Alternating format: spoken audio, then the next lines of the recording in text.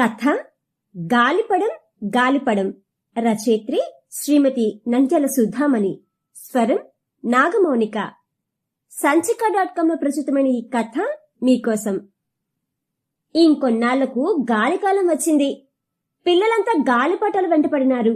మా వెనకాల వీధిలో కృష్ణారెడ్డి అని ఒక పాతకాలపు పెద్దాయన ఉండేవాడు. ఆయన తెల్లగా సన్నగా పొడుగ్గా 6 అడుగుల ఎత్తుతో ఉండేవాడు. తెల్లబారిన జుట్టుతో పిలకముడి వేసుకుని చెవులకు బరువైన పెద్ద పెద్ద తెల్లరాళ్లతో చేసిన కమ్మలు పెట్టుకునేవాడు. దాంతో చెవులు సాగిపోయి కమ్మలు ఊగుతూ ఉండేవి. చూడ్డానికి తమాషాగా ఉండేది. ఖాదీ గుడ్డతో కుట్టిన చేతుల బనీను వేసుకుని ధోవతి కట్టుకుని నిండుగా ఉండేవాడాయన.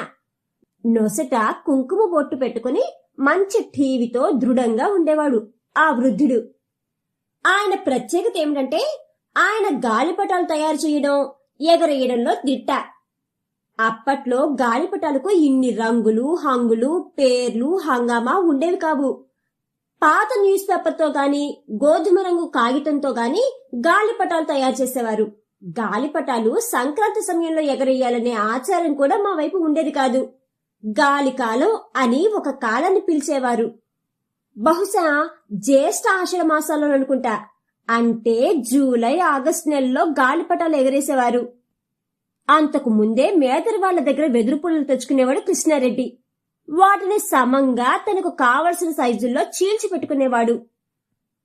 ఆయన తమ అరుగు మీద పెట్టుకునే సామాన్లలో పాత పేపర్లు, వెదురు పుల్లలు, దారాలు, ఓ కత్తి, వీటితో పాటు ఉడికించిన మైదా పిండి గిన్నెలో సదా సిద్ధంగా ఉండేది. మా ఊళ్ళల్లో హైదరాబాద్ లో మాదిరి మాంజాలు అవి ఉండేవి కావు. ఏవో గట్టి దారాలు సిద్ధం చేసుకునేవాడు కృష్ణారెడ్డి గారు. ఆయన దగ్గర గాలిపటాలు ఎగరేయాలనుకునే పిల్లలంతా చేరేవారు. పిల్లలందరూ చుట్టూ చేరగా పిల్లల కొడవలే ఉండేవాడు కృష్ణారెడ్డి. వాళ్లకు తగిన సలహాలు ఇస్తూ, గాలిపటాలు తయారు చేయడంలో సహాయం చేస్తూ మెలకువలు నేర్పేవాడు ఆయన. అట్లా మా అన్నదమ్ములు ఆయన ఆధ్వర్యంలో గాలిపటాలు ఎగరేస్తుండేవారు. మామూలు గాలిపటాలు మాత్రమే కాకుండా పెద్ద సైజులో దాదాపు 3-4 అడుగుల ఎత్తులో పటం ఒకటి తయారు చేసేవాడు. దాన్ని బుర్రు అనేవారు. దాన్ని చిన్నపిల్లలు ఎగరేయగలిగేవారు కాదు. చాలా బరువుంటుంది. చిన్నపిల్లలనైతే అమాంతంగా ఈడ్చుకుని పోతుందంట. దానికి వేరే రకం దారం కావాలా. అది ఎగిరేటప్పుడు బుర్రు బుర్రు అనే శబ్దం చేస్తుంది. చిన్న చిన్న గాలిపటాలను సులభంగా కోసిపడేస్తుంది. నాకు తెలిసి కృష్ణారెడ్డి గారు ఒక్కరే బుర్రును ఎగరవేయగలిగేవారు.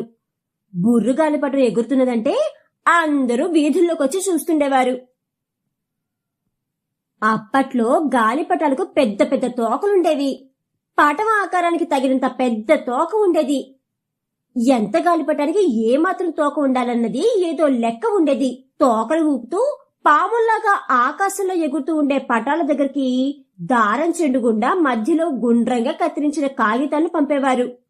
వాటిని జాబులు అనేవారు. అవి గుండ్రంగా తిరుగుతూ గాలిపటం దాకా చేరుకునేవి.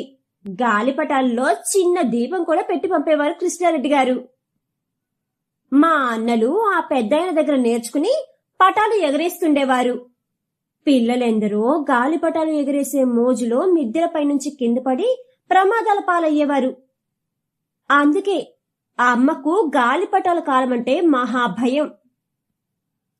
గాలిపటాలు ఎగరేయడం, బొంగరాలు తిప్పడం, బావుల్లో ఈతలు కొట్టడం వంటివన్నీ మగపిల్లల ఆటలు. ఆడపిల్లలకు అందులో ప్రవేశం లేదు. మేము వాళ్లకు అవి ఇవి అందించడం, మైదా ఉడికించి తెచ్చియడం వంటి సేవకా వృత్తులు చేసేవాళ్లం.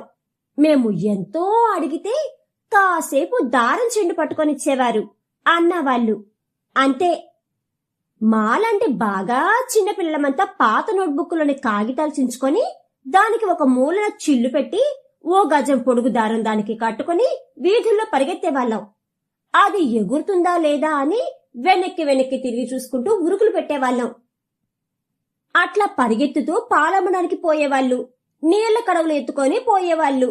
ఢీ కొడుతూ వాళ్ల చేత తిట్లు తినేవాళ్లం. నేల మీద ఏదైనా అడ్డు ఉంటే తట్టుకుని కింద పడడం, దెబ్బలు తగిలించుకోవడం, అమ్మతో తిట్లు తినడం శరా మామూలే. అట్లా గాలిపటాలను పట్టుకుని వీధుల వెంట పరిగెత్తుతూ వెనక్కి వెనక్కి వెనక్కి తిరిగి చూసుకుంటూ ఎప్పుడు పెద్దవాళ్ళమయ్యామో తెలియనే లేదు. కాలం గిర్రును తిరిగింది. రోజులు వారాలుగా, నెలలు సంవత్సరాలుగా గడిచిపోయాయి. ఇప్పుడు తిరిగి చూసుకుంటే మళ్ళీ మరలిరాని బంగారు వన్న బాల్యానుభూతులు మాత్రమే మిగిలాయి. నడిచి వచ్చిన సుదీర్ఘ మార్గంలో ఎన్నో అపురూప అనుభవాలు మాణిక్యాల్లా, ఎన్నటికీ వాడని దేవలోకపు పారిజాత పుష్పాల్లా జ్ఞాపకాల వీధుల్లో మిలమిల మెరుస్తున్నాయి. వాటిలో కొన్ని బాల్యానుభూతులను ఏర్చి కూర్చి అమ్మన్ని కథలు అనే ఓ మాల అల్లినాను. ఆ పూల పరిమళాలు కొందరినైనా హలరింపజేసి ఉంటాయి. వారిని వాళ్ళ బాల్యమనే వసంతంలో ఓసారి విహరింపజేసి ఉంటాయి. ఓపికతో చదివిన వారికి ధన్యవాదాలు. బాగున్నాయని ప్రోత్సహించిన వారికి నమస్సుమాంజలు. ఇంతటితో అమ్మన్ని అల్లరికి సెలవు. కథ కంచుకి మనం ఇంటికి. రచయిత్రి శ్రీమతి నంద్యాల సుధామణి గారిచే రచించబడి సంచిక.com లో ప్రచురితమైన గాలిపడం గాలిపడం అనే ఈ కథ గనుక మీకు నచ్చినట్లయితే please like, share and subscribe to our channel.